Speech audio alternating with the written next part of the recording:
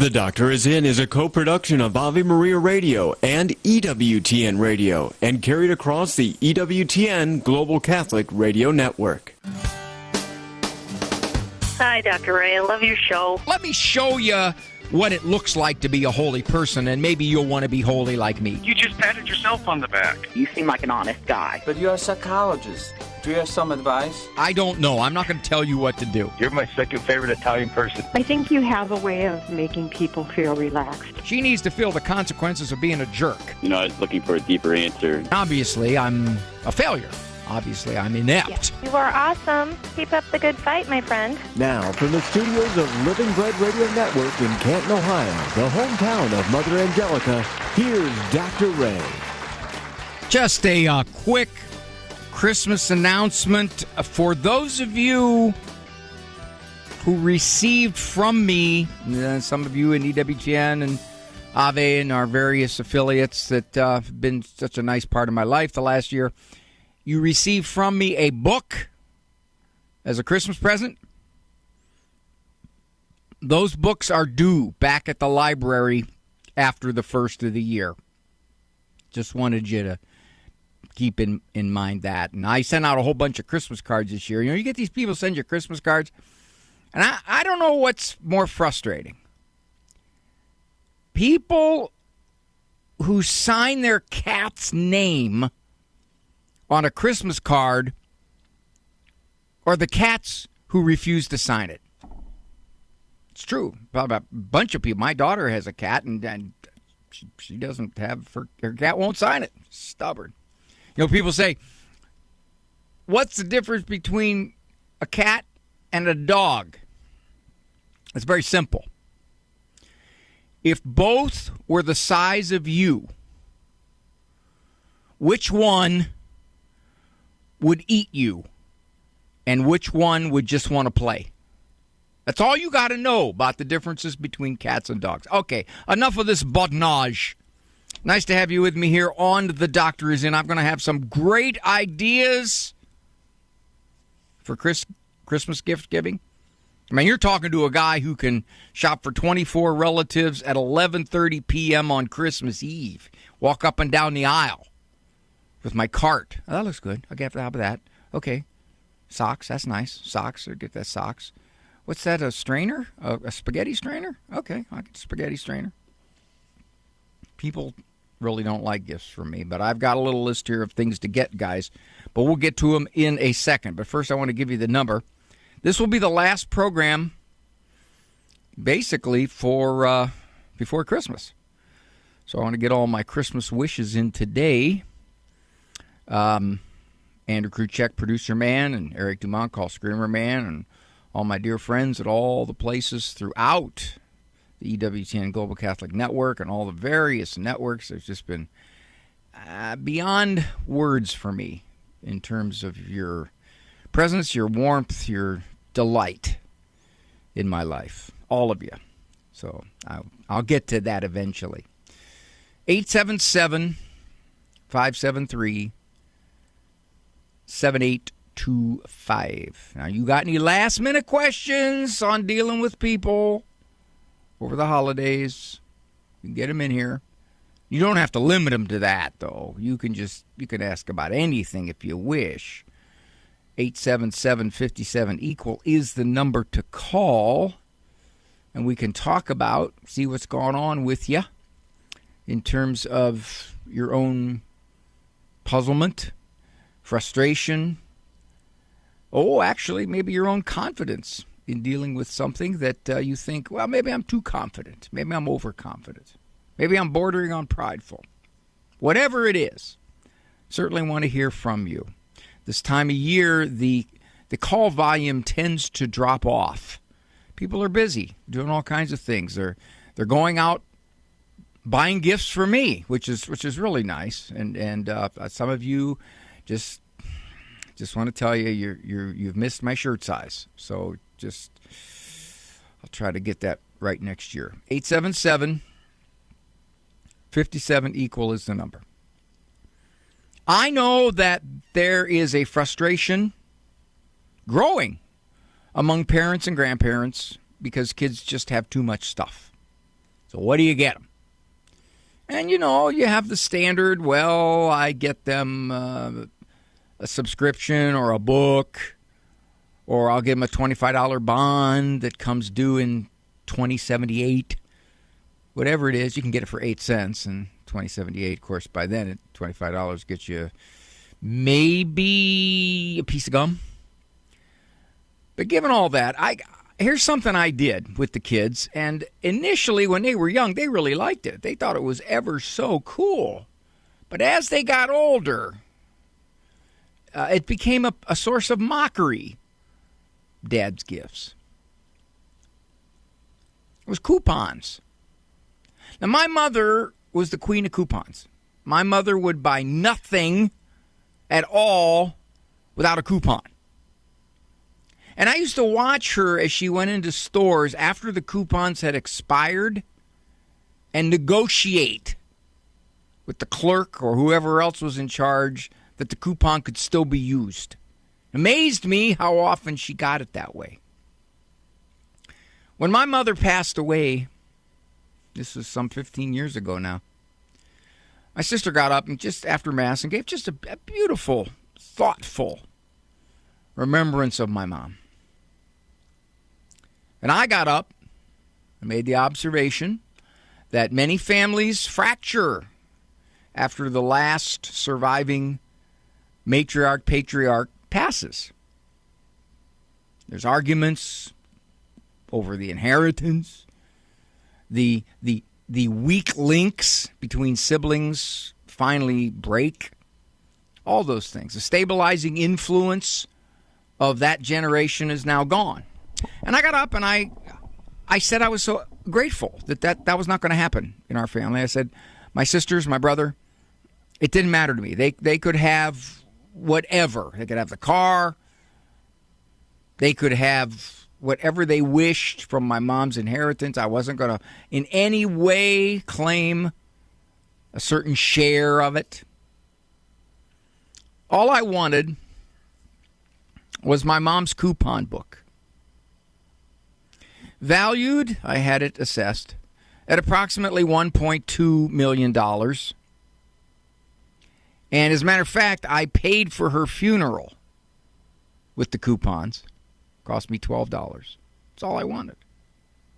And I decided this coupon idea is a good thing to do at Christmas time. I would give, now this wasn't the only thing we did because my wife got him nice stuff. And I asked her, I said, please sign my name to it.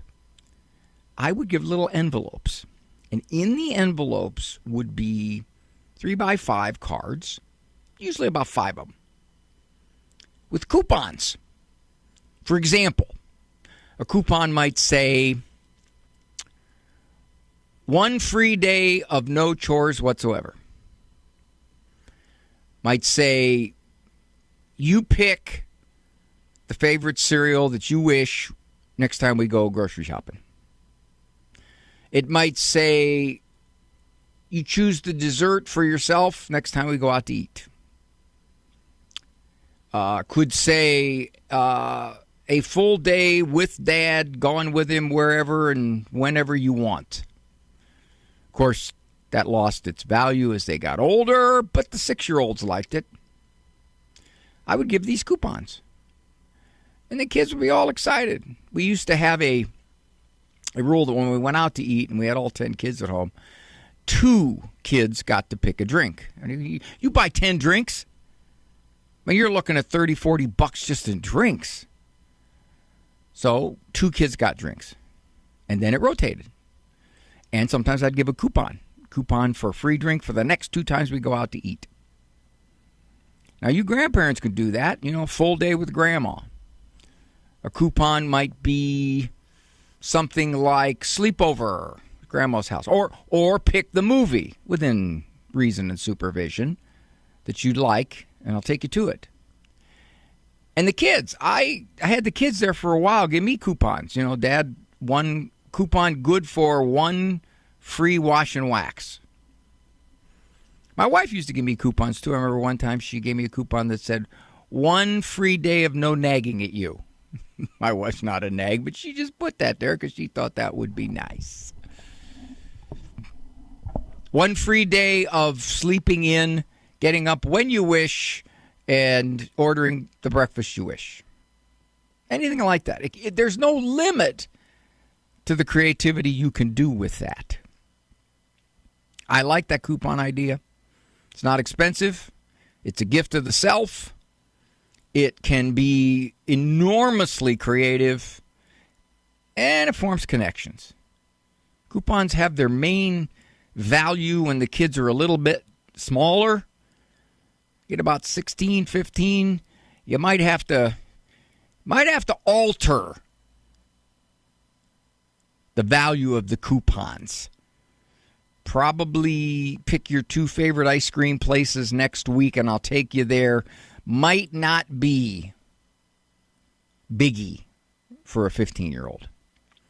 877-573-7825. 877-573-57 equal. I would absolutely be delighted to talk to you, as I pretty much always am.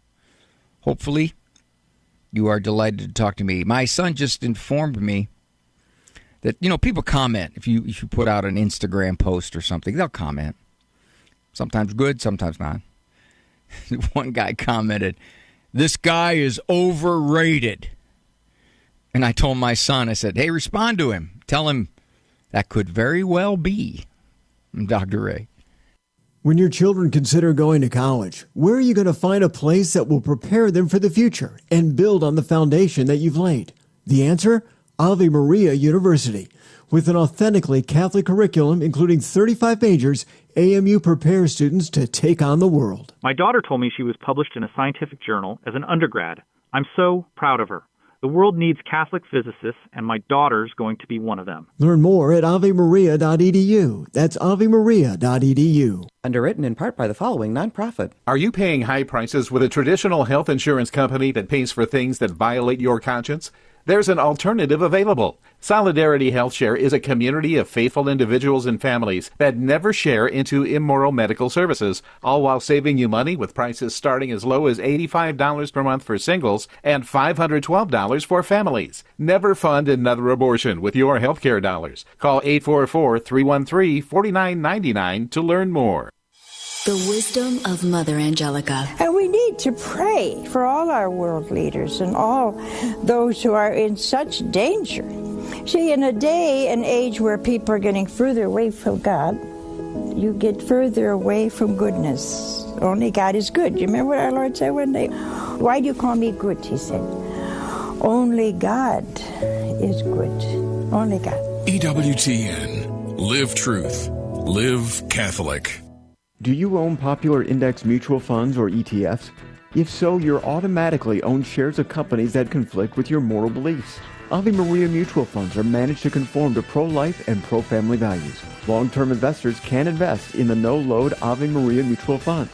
The experienced professional portfolio managers make decisions based on investment fundamentals and pro-life values. You can learn more about Ave Maria mutual funds today at 866 Ave Maria or visit AveMariaFunds.com.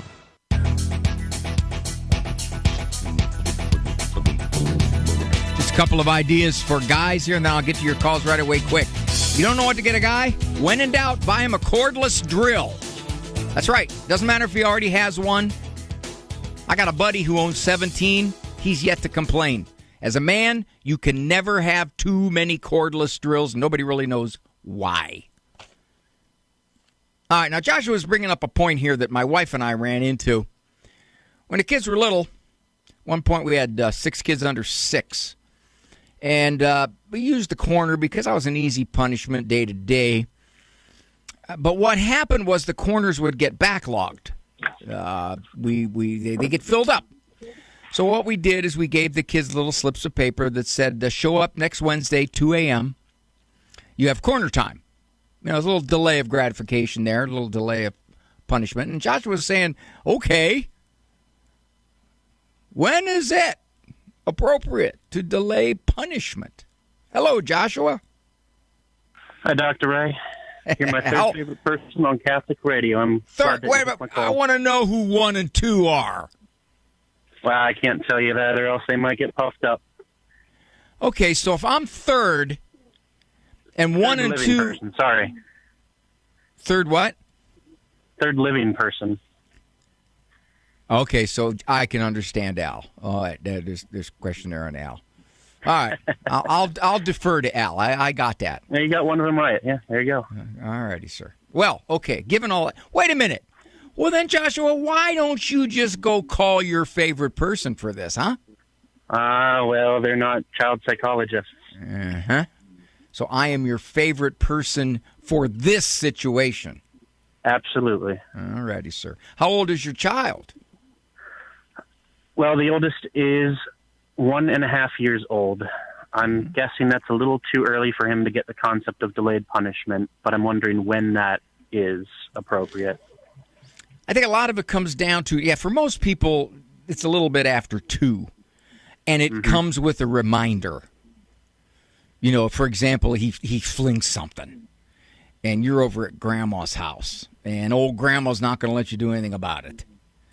So you get in the car and you say, when you threw that, you're not supposed to throw stuff. So when we get home, you're going to sit on the steps. Okay, you can do that.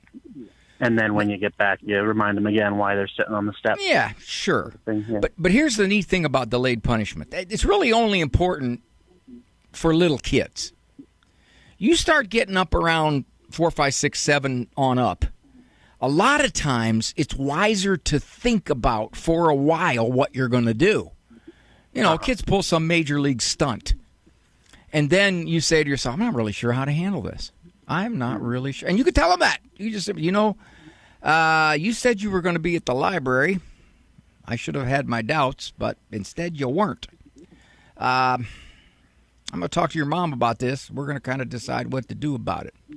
Right now, I'm not sure yet. That's perfectly fine. Because you're essentially... Our court system doesn't really do anything to you for 7 months. So, but typically, the little kids, for the most part, and a lot of it depends upon the kid's maturity.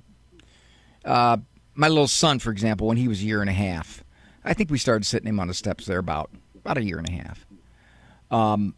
But he was 3 when he ran and just spit at my uncle. He just spit at him.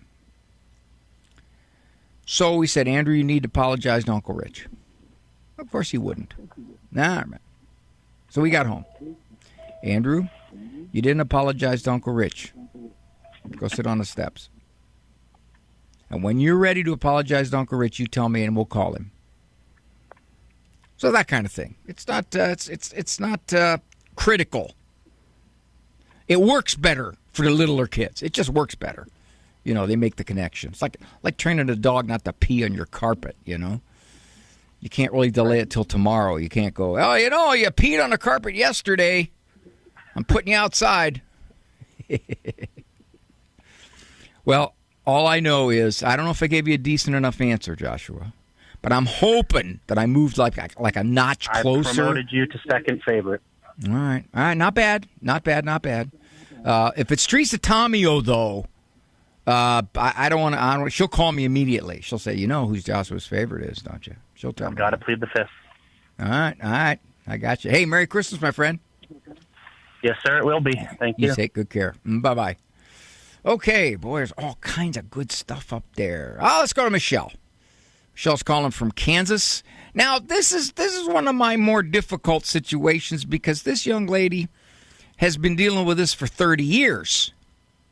And I am feeling the pressure to offer some kind of comment or guidance to undo 30 years. That's a tough load. Hi, Michelle. Hello. Okay, what have you been doing the last 30 years hanging on to all this? Oh, I know. I have a really good life. I've been married for 25 years to a great man. I have 5 wonderful children. I have a fulfilling career and friends. But I'm still sad and angry at my parents. And I feel like at times I've tried to forgive them and let it go and keep my expectations for our interactions pretty low. But it's like I keep trying, and I don't really think they want much relationship with me nor my children. See, that's a very different thing. You just turn sideways. On one hand, if you say, I feel sad for them, and in a lot of ways I got some resentment because of the way they ran their lives, what they did to the family. But then you said, I try, which means you have forgiven them because you're reaching out to them. But they haven't really given back. Is that correct? Correct. So maybe what you're saying is not that I haven't forgiven them. It's that I'm frustrated because I can't get anywhere with trying to somewhat reconcile with them. Or am I wrong on that? So. I think so. I would have liked for them to, be more active in our kids' lives and things like that and their activities, but they've chosen otherwise. Do you think there's a relationship between the fact that they didn't make their marriage work, which could indicate some selfishness on one or both parts, and that is just simply trickled over into not really wanting to be a grandparent connection with your kids? I think you're probably right, Dr. Ray, even though it's hard to acknowledge. Yeah. Did you get to pick your parents? No. Right. So the people who raised you, and for whatever the reason, God's hand, or your temperament, or the fact that they gave you enough, you have a beautiful life. However that happened. Despite what you look at and say, I didn't have an ideal family existence. Okay. So maybe a way to soften toward them is to kind of feel bad for them. Because they're missing out more than you're missing out. They don't know it, but they're missing out beautiful relationship with your 5 kids, who I'm going to assume are probably pretty nice kids. And they're missing out on that. Because for whatever the reason, they're still caught up in whatever they're caught up in, and they haven't matured past it. So if you kind of view it as, gee, it's sad for my parents, they're not going to be involved in the kids' lives, and they're going to come to regret it, and that's sad. But at this point, I don't need that to feel 100% content with my life.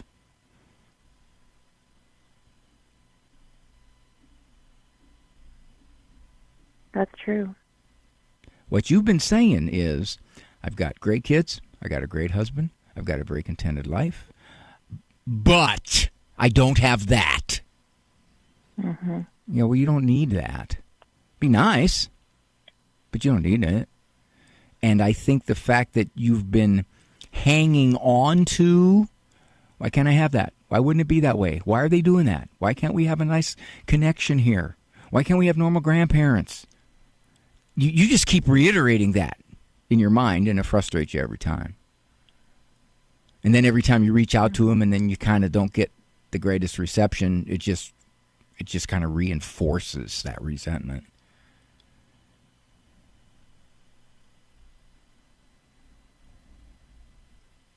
It does. Mm-hmm. Yeah, I know. You have to decide. They're my parents. I will treat them with respect, but I do not expect much in the way of warm connection from them. And that is the way it is. I will concentrate on all the wonderful things God has given me in my life. And I'm not going to focus on that one thing that is missing. Why do we do that? Why do we do that? Mm-hmm. Geez, that one missing thing has caused me all kinds of emotional turmoil for the past 30 years. Nah. Yeah. God bless you, dear. Merry Christmas to you. This is Merry Dr. Ray. Christmas. You're Thank welcome. You so much. You're welcome. 877-573-7825. Calls up there. I will get to you. Oh, okay. Some good stuff.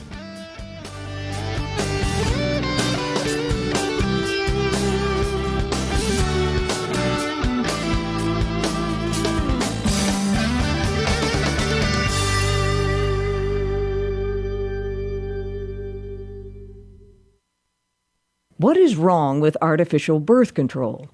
The Catholic Catechism explains that it unnaturally breaks the bond between the two essential elements of the conjugal act, the unitive and the procreative. The unitive element is the mutual self-giving of the spouses to one another. The procreative element is the openness to the act's potential and natural end, life. The truth of marital love is falsified when we separate what God has decreed as inherent and inseparable to the marriage act. We don't unnaturally separate eating from its natural end, nourishment. When we wish to control our weight, we abstain from food. Thus, if for just reasons we wish to control birth during a fertile period, we should abstain from sexual relations.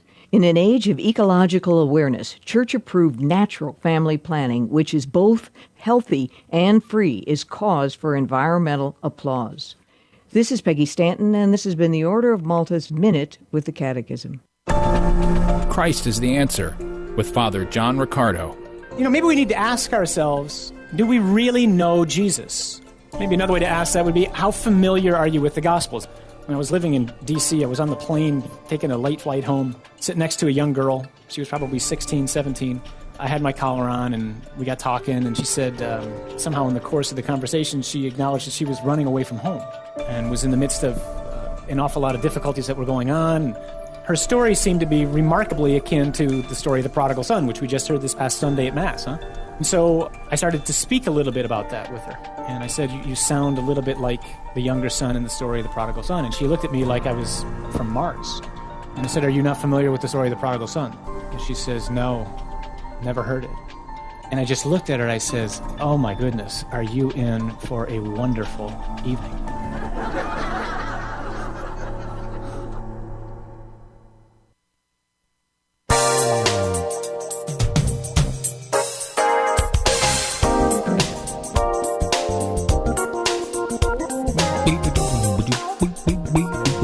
By the way, a couple more gift ideas for men. Now, if you can't afford a cordless drill, buy him anything with the word ratchet or socket in it. We guys love saying those words. Hey, George, can I borrow your ratchet? Yeah. By the way, are you through with my 3/8-inch socket yet? It's just guy talk. Scranton, PA, home of Joe Biden and Dunder Mifflin. Dunder Mifflin paper sales. Hi, Ann. How are you? Hi. How are you? Okie dokie. I might save you some money on this call. I had to take. I'm getting a haircut here. Right, not my turn yet. Anyway. Oh, okay. All right. So wait a minute. If she would have called you, you'd have hung up and you'd have dropped off the line there, and we'd have wondered where'd Ann go, and it had just been one of those. It must have been her time for a haircut. No, I would never do that to you, Dr. Ray. I love your show. Thank you so much for all you do. Well, they pay me. Granddaughter, graduation in the summer. Never received a thank you card for the nice big fat check we gave her. Wow. It's disheartening. It's disheartening. Well, the bratty. 19th birthday's coming up soon, and I'm thinking, well, how long? I'm assuming they're going to have a party, and I'm just, how do you feel about this? Well, when do you're asking my personal approach. At the very least, whatever I would give her would be a lot less now. Yep. And I'll tell you why. It's not so much necessarily because she just lacked etiquette. But I think you would know this, Ann. I obviously don't. But as you size up your 19-year-old granddaughter, do you see a bit of kind of an entitlement, maybe a little bit materially spoiled? Okay, is that 100%? Let's see. UHOOOO. Yeah, that means yes. So it's not surprising. Just out of curiosity, you don't have to answer. How much did you give her? We gave her $500. Yow! For graduation from high school. I mean, a little thank you card. Yeah, a little thank you card. I think she should have changed your transmission fluid. Oh, man. Yeah. No, not a call, nothing. No acknowledgement, nothing, zero. No, as soon as you walked into the party, though, the hand was out. Hi, hug, and then that was it. Yeah, I'm cutting back. Would you, okay, how crappy would you feel if you didn't do it because you think, well, you know, we're grandparents and we should do these kinds of things for our grandkids, and I'm sure the other relatives are going to do these kinds of things, and we're going to look like the cheapies, and how bad would you feel about that? I don't know. I feel the Christian thing to do is just sort of turn the other cheek and just, you know, they're your grandchild, and you should give them a nice gift. Whoa! Oh, God. You see what you just did? What? You conflated two different moral propositions. To turn the other cheek means when you're assaulted or insulted, and you simply do not react to it. In this case, you did something charitable. Okay. And she did not respond at all to it. Indicative of a lack of gratitude. Yeah. So if you're saying to yourself, my granddaughter is not in need, okay, this is not a woman who's going to take this money and go buy food. No, This is just somebody who's going to have a good time with it or whatever she's going to do.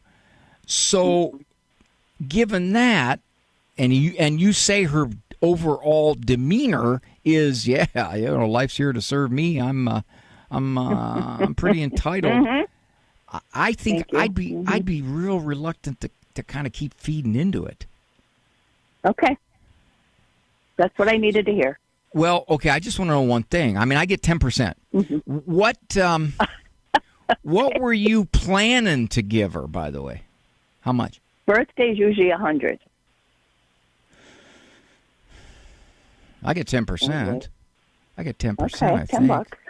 Yeah, and I'd be grateful. I'd send you a big card and everything for $10. Oh, heck yeah. How do you think your granddaughter would react if you hand her a birthday card and it's got $25 in it? I know. Which is quite a plummet from what Grandma has been doing the last 19 years. She's not my biological granddaughter. I married the grandpa, but 30-some years ago. So it's, I have no blood relation here. My husband does. So, yeah. What's he think? But what do I think? Well, what's he think about this? Same as me. All Same right. as me. Same as me. Yeah. Yep.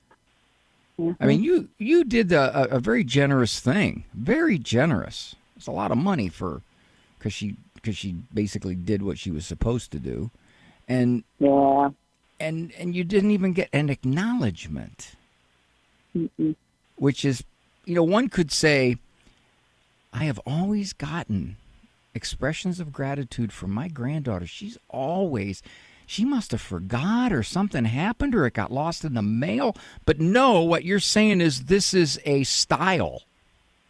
It is. Mm-hmm. All right. Mm-hmm. Well, at some point you decide, okay. Just because I'm a grandma doesn't mean it's automatic that I have to go do this. And Christianity has nothing to do with this, by the way. Mm-hmm. You're not given to someone who is in need. You're given to someone who is in want. Thank you. Yeah, you're right. Give to the needy, not the greedy. Yeah, I just saved you a whole bunch of money. Thank you, Doctor. Well, yeah, I was going to say, do I get any thanks for it? No. 10%. Well, I like your new haircut. I'm going in now. All righty. I'm still in line. All righty. Merry I'll Christmas. Talk to you. Merry Christmas. God bless. Thank you. Bye. Thanks. Bye-bye.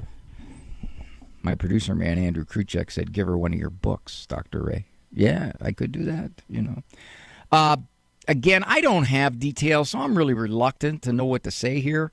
But we are scheduled to be down at Ave Maria University in Florida, January 28th and 29th, taping 4 episodes of Living Right with Dr. Ray.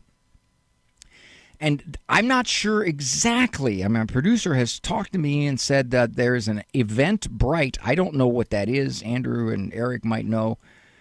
they're up on these things. I don't know what that is, but you sign up for any one of the 4 shows on those 2 nights that you'd like to be in the audience. But at this point, not really sure exactly what that means. If you go to the Eventbrite site, you may be able to navigate it. I have a hard time. It's a way to sign up, Andrew says. Okay. But I guess from what I understand, you have to copy the address or some. I don't know. I'm confused. I'm a guy with a cell phone that has a rotary dial. But we will be there, and we're starting the publicity for getting folks in the audience. 877-537-8225. Thank you for joining me.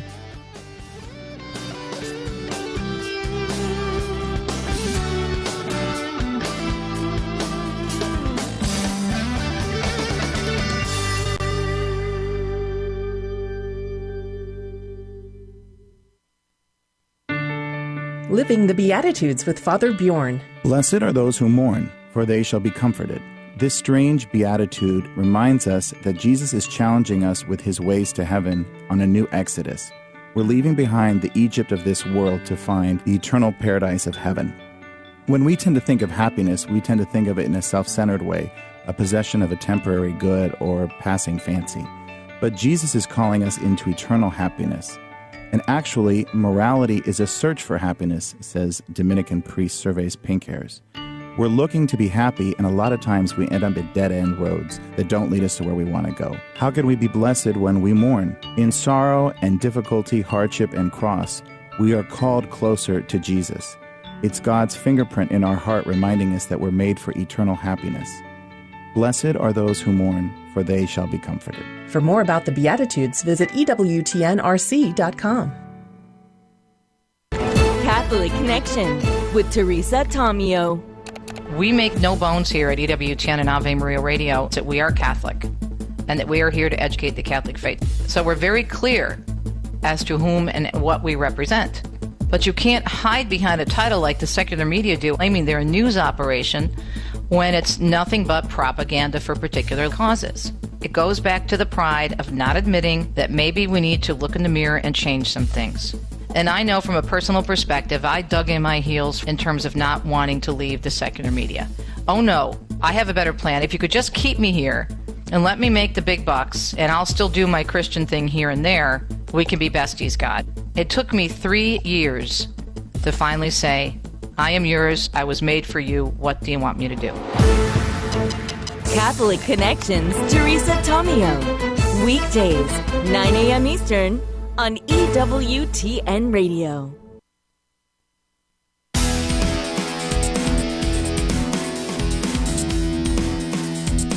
Okay, one more gift item before I go to our calls. Label makers. That's a good thing to buy a guy. That's almost as good as a cordless drill. Oh, yeah. In a couple of weeks, got everything labeled. Socks, shorts, cups, saucers, door, lock, sink. That's right. Labels on everything. All right. So, I was going to take this call, but I got distracted. I got totally distracted, and then I realized I hadn't taken it. An anonymous caller from Ohio who said, Dr. Ray, I heard you say one time that we all have a certain amount of ADHD in us. Hi, Anonymous. How are you? Hello. Good. How are you? Are you going to stay with me, or are you just going to get distracted and go off on every which direction? Well, I'll try really hard. Thank you. I'm not kidding. Do you have any tips? Well, here's what I meant when I said that. Attention span for everybody is something that wanes. It does. Over time, we lose our ability to attend. Many people can attend longer than others, various reasons for that. And we can get distracted. That's very common. And especially now, with all of the intrusions in our lives, all of the fast-paced stuff technologically coming at us. We're a more distractible people than we used to be. The ADHD diagnosis, if it applies, is because it is significant enough and been around enough developmentally to seriously interfere with somebody's ability to function.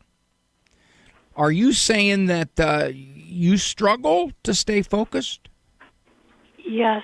Yes, I always think of something, not always, but I start to think of something else when somebody's talking. But I'm listening to you. Go I was ahead. going to say, did you just do that to me?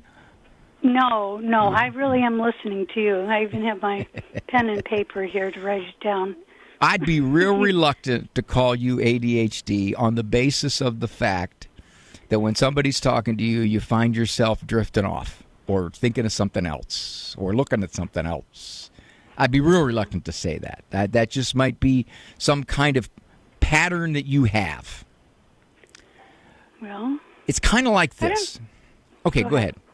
Go ahead. No, I was just going to say, one of my doctors one time told me that she thought I was ADHD, and then she just walked out the door. So I had to wait for the next appointment with her to talk about it, but really she didn't give me any...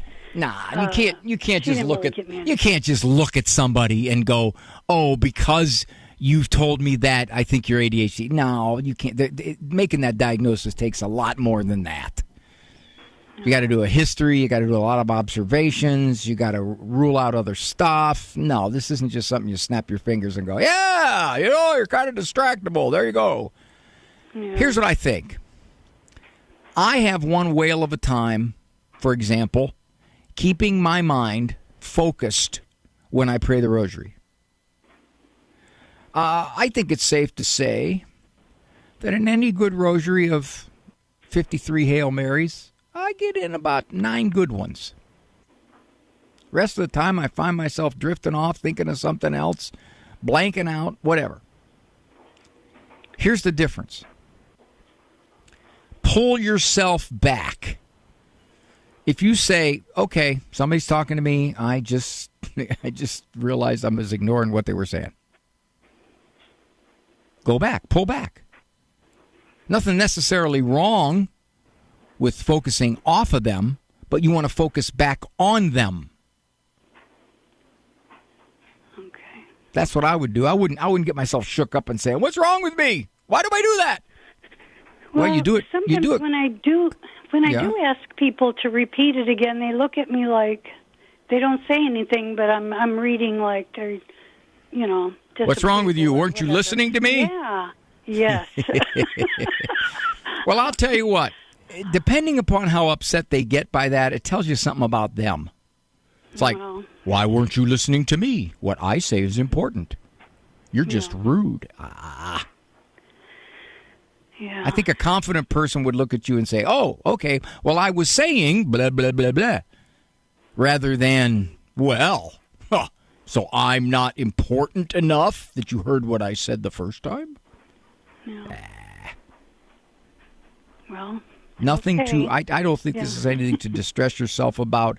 I think it's important to know you do it, and you say, "Okay, well, I know I do this, so I'll catch myself doing it as best I can."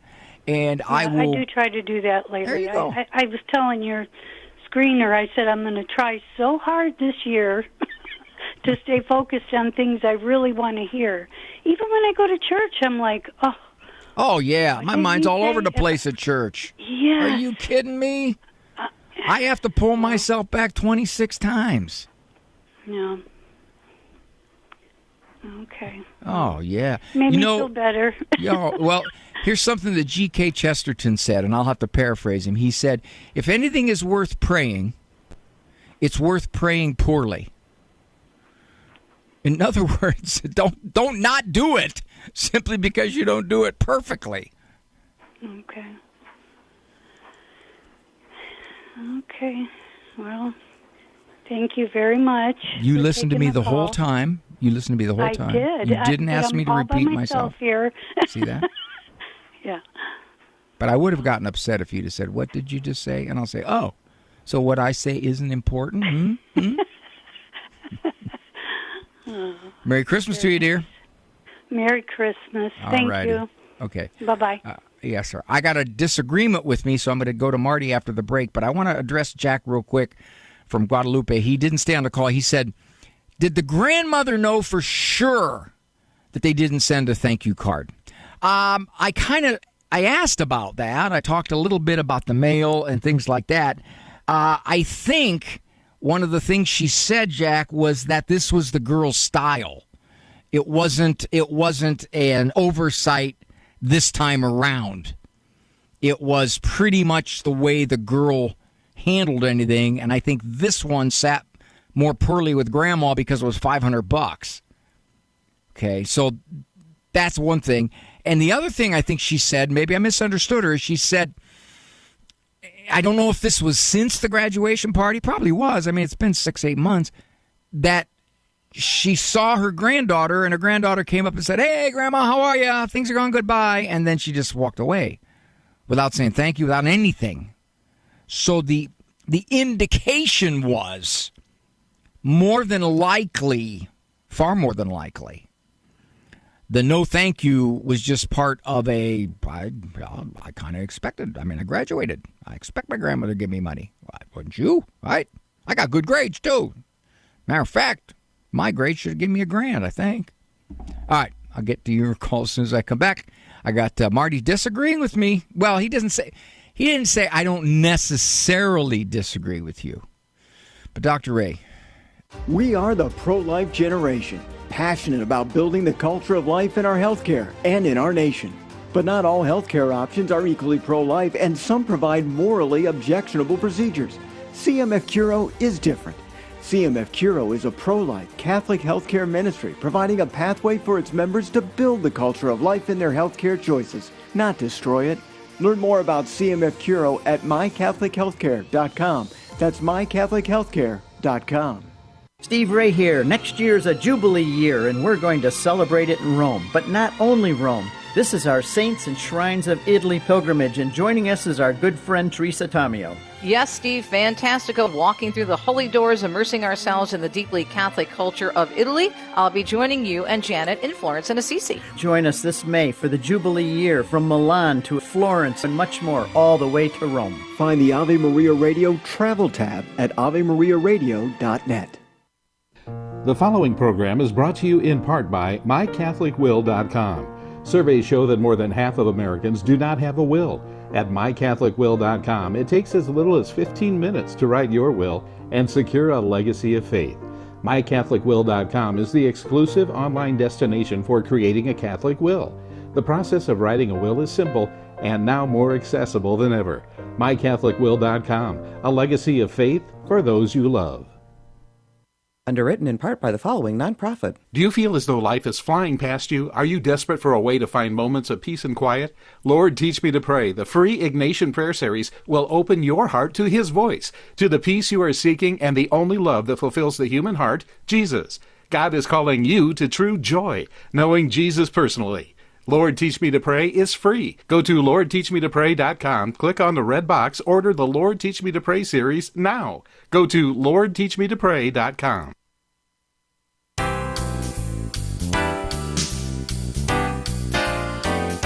Last call. Well, no, this is not a bar. Marty from Lincoln, Nebraska. You know, we had the call from the grandmom, gave $500 to her 19-year-old granddaughter's graduation, didn't even get an acknowledgement of any kind whatsoever. And Marty's saying, Dr. Ray, I think this was a teachable moment. Hi, Marty. Hey, Dr. Ray. What do you got for me? All right. First of all, I don't disagree with anything you said. You're the doctor. I'm a lowly salesman. But anyway, so what I'm thinking Grandma ought to do, this is an alternative because, yeah, it is a teachable moment.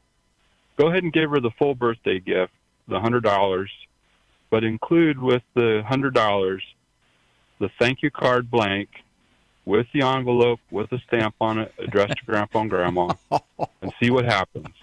That's not a bad idea. Because it makes a little bit of a snarky statement. Yeah. Right. I mean, you're not saying, hopefully okay. The granddaughter changes. Well, you're not saying, honey, I'm trying to make this easy on you, so I just got you a self-addressed stamped envelope. You're saying, you didn't give me something last time. Here, I'll try to make it easier on you, so maybe you'll think about it this time. That's not a bad idea, Yeah. although my guess would be, Marty, that it would be interpreted as, a little bit of a grandma slap here. Do it in Grandpa's handwriting. Let Grandpa. Yeah, type it out like they do with these criminals. Type it out in something that they can't trace, some computer that the girl can't trace. That's not a bad idea. It's not a bad idea if you're ready to take the fall out. If you're ready to say, here you go. Or, hey, this is why I'm the doctor and you are just the lowly salesman. You could actually write out the thank you note.